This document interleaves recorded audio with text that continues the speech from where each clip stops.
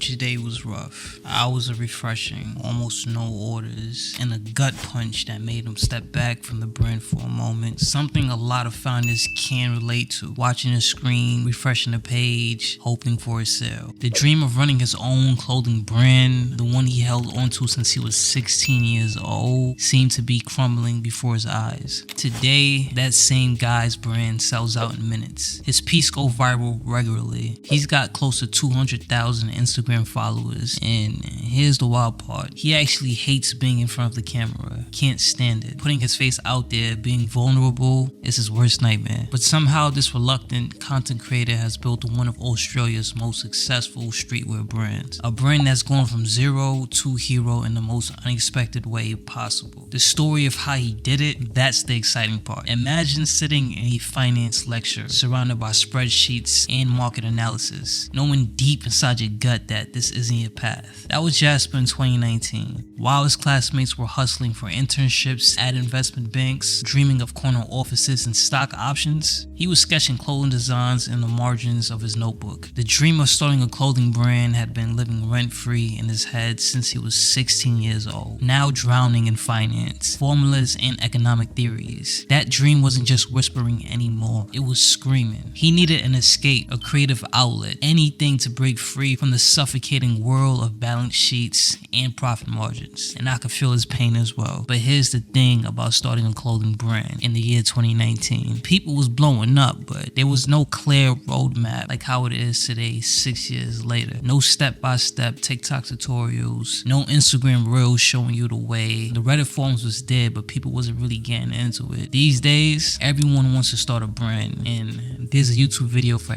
every single step. But back then, you was on your own. So Jasper, night after night, hunched over his laptop, messaging supplier after supplier on Alibaba. Every response was like trying to decode a foreign language. They threw around terms like RMQ and Tech Pack, and he would just Google what they meant so he could sound like he knew what he was doing. The suppliers weren't exactly patient. Imagine trying to explain quantum physics to someone who just started to learn how to count. That's how some of those conversations probably went. Most people would have given up right there, going back to their safe finance degree, which is your secure future, but he took what might be the most mind-numbing summer job in existence, which was cricket pitch curator. He was just staring at grass. Not just staring, he was actually cutting it, watering it, rolling it, staring at it some more, hour after hour, day after day, under that scorched Australian sun. Why? Because you need thousands of dollars to fund your first collection, and watching grass grow was apparently how he was going to get it. The irony wasn't lost on him. Here he was trying to escape the boredom of finance, only to find himself in an even more boring job. But every bead of sweat, every sunburn, every mind-numbing minute watching that grass, it was all fuel for the fire. Every dollar earned was one step closer to turning that margin scribbled down dream into an actual reality. After some time, he made it, kind of.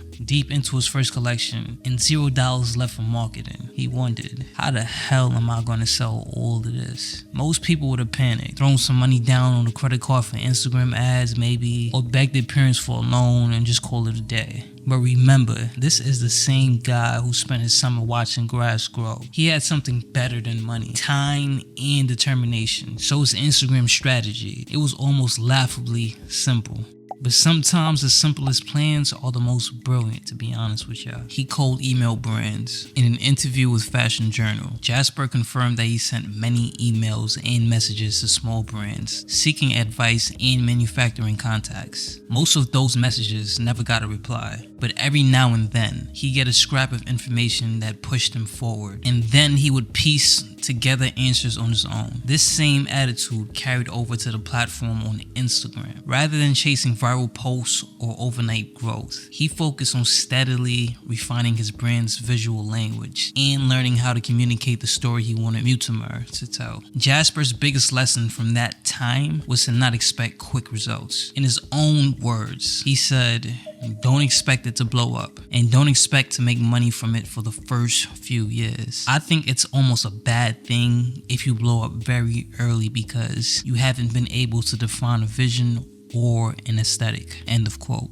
This dedication for some could almost be scary. I mean, you just going through it hours a day, scrolling, looking for contacts, who to reach out to, trying to draw up inspiration, trying to see what works and what doesn't work for brands that are one level ahead of you. But inside this space, with some people buy followers by the thousands, you have to celebrate these tiny wins. A good way to think about this mentally is each new follower could be like a personal victory, because it is. I mean, a lot of people don't know who you are yet, and you're trying to establish your identity and your values and your beliefs. So if you get 1 to 2 followers a day, even every couple of days, celebrate that. These are real people who can actually see something inside your brand, and it shows that you have something worth following. Looking back though, it seemed almost primitive, but this wasn't just about gaining followers for Jasper. It was learning what people liked, what they responded to, what made them click that follow button, what it took to build a community that shared the same values as he did. And for you guys as well, treat it like this. Every comment, every interaction is a tiny market research session that you could actually do a little bit of deep dive in and carefully refine your process and your identity. But Jasper wasn't just building a following during this time. He was building a blueprint for what would become next. The big turning point for Mutimer happened when the cream lace shirt dropped. Funny enough, Jasper wasn't even sure about it at first. He had only made 80 units, thinking if they didn't sell, the financial hit wouldn't be too bad. Little did he know, that decision would change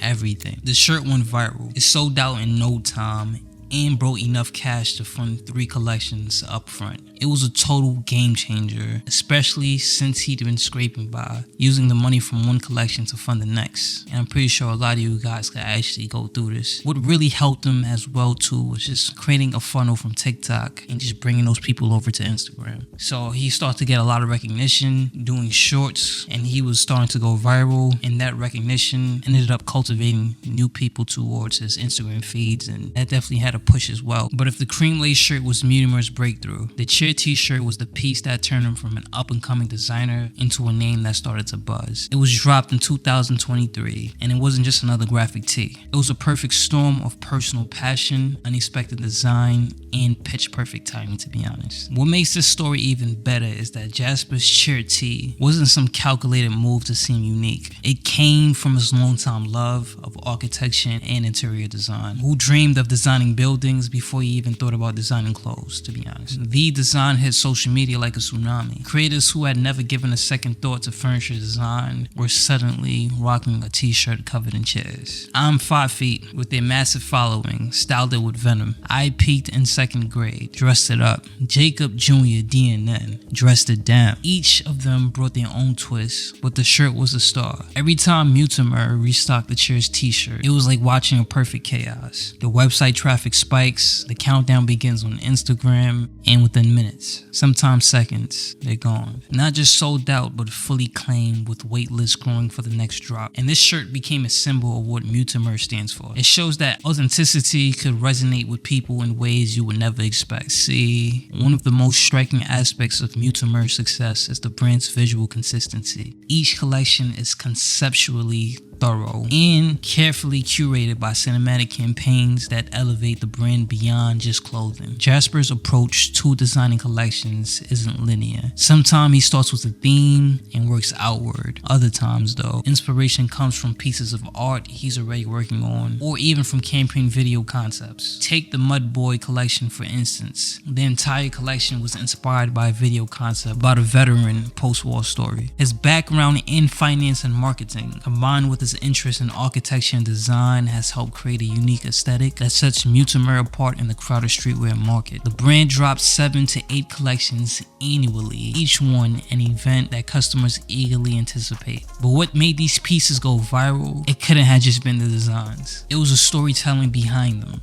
While other brands are busy posting flat lays and basic product shots, Jasper's over here turning clothing collections into full-blown movie plots. We're talking proper storytelling, the kind that makes you forget you're looking at a clothing brand's Instagram page. Think about it. Most fashion brands hit you with the usual formula, right? Let's just use, for example, a jacket. Here's a jacket, here's someone wearing the jacket, and here's the jacket in a different color. Buy now or sign up for the pre-order so you don't miss it. In this way, to be honest, what I just laid out, you're catering to profit over a community, and it's only a matter of time before the model begins to decline. People have to be emotionally attached to your brand. The emotions come from values your brand shows, not the product itself. In Mutimer, each collection is like opening a book to a new chapter, complete with characters, settings, and plot twists. Take the Jazz Club collection, for instance. A jazz-themed capsule tapped into smoky club romanticism. Less product, but think more of the atmospheric vibes. When followers saw this collection, they weren't just seeing clothes, per se. They were being transported to that smoky jazz bar, feeling the music, tasting the atmosphere. This is very powerful because that's not marketing. It's really storytelling that's getting under your skin. A connection that goes beyond the product itself. But if you think that's impressive, wait until you hear about their campaigns. Mutimer doesn't do photo shoots. Instead, they keep making movies. Real cinematic pieces that just happen to feature clothing. How the Mountains Sing is one that comes to mind for their jacket, and I'm showing it right now on the screen so you can see. A story told through sweeping landscapes and moody shots that made you feel like you were watching an indie film rather than a fashion ad. Then there's Redux. With Redux, Jasper leaned into a moody cinematic release cadence that felt more like a short film than a lookbook. Jasper worked with real production companies for these campaigns. Professional directors, cinematographers, production designers, the whole nine. This approach to content creation isn't just different. It carved out his own space within his niche. And this is where the streetwear business is already heading, which is community focused. You gotta make your community latch onto something, feel something, want to share something. You have to let them be a part of the story. When you follow Mutimer on Instagram, you're tuning into a continuous story where each collection is a new episode. It's a perfect example of how Jasper turned his initial discomfort with creating content into his strengths. When he's on TikTok, he usually shows himself on the camera. He talks about his behind the scene process, and he actually gives advice to up and coming streetwear designers. He's actually doing the one thing he swore he never do, which is being inside of his own content. And the funny thing is, the guy who once couldn't stand the ideal of setting up a camera has somehow become one of the most recognizable faces in Australian streetwear. These days, you could find Jasper sketching designs on his iPad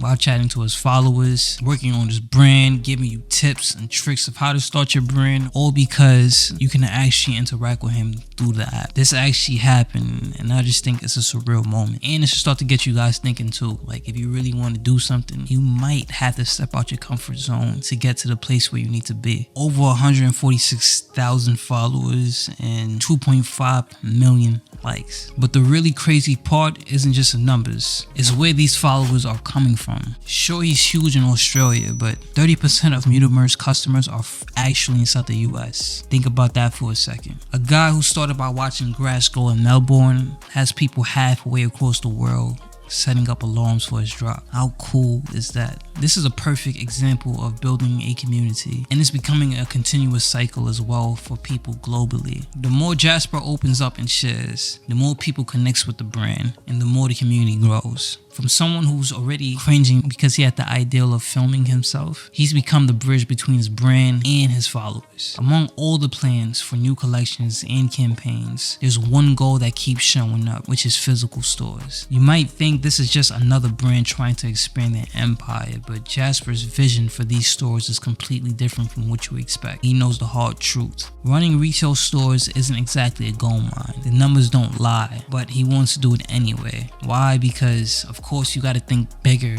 than just moving products. I'm pretty sure he sees the future stores as something more like cultural embassies for the brand. You need to have like an event that can physically make your community interact with one another. This is how you begin to create longevity and drive up your demand inside the game. So to originally answer the question, how did Jasper go from 0 to 200,000 followers on Instagram? First, here's the way he handles content creation. Remember how much he hated being in front of the camera. Instead of letting that hold him back, he ended up turning that into a strength. And then there's his approach to building a following. Those early days was rugged and it was a lot of trial and error, but he found the courage to get on camera. He made himself more relatable. He got a little bit of buzz from TikTok, and he used TikTok as a funnel to bring those followers to his Instagram page. He was never the one to chase quick wins. And you can't forget about the visual identity. Every post, every campaign, every piece of content feels like it's part of a bigger picture. Consistent visual language that sets Mutimer apart from your average streetwear brand. When you see Mutimer Mutimer post inside your feed, you know it's Mutimer before you even read the name. But the most valuable insight from Jasper's story comes from his advice to aspiring brands. And I quote, "Don't expect it to blow up, and don't expect to make money from it for the first few years." He points out that it took 2 years to reach 9,000 to 10,000 followers on Instagram, and he considers this a blessing in disguise. Again, quote, "I think it's almost a bad thing if you do blow up very early because you haven't even been able to define a vision or an aesthetic." He continues to explain, "At the start, you should be throwing shit at the wall and see what sticks effectively." And he must be right, because today, Mutimer has established itself as a legitimate player in the global streetwear scene. Stay tuned, because I will be doing an Instagram strategy breakdown on Mutimer specifically as well. And please, if you have any brands that you would like me to cover, just let me know in the comment section. Alright y'all, this is Lee from North Studios. Till next time, I'm out of here. Peace.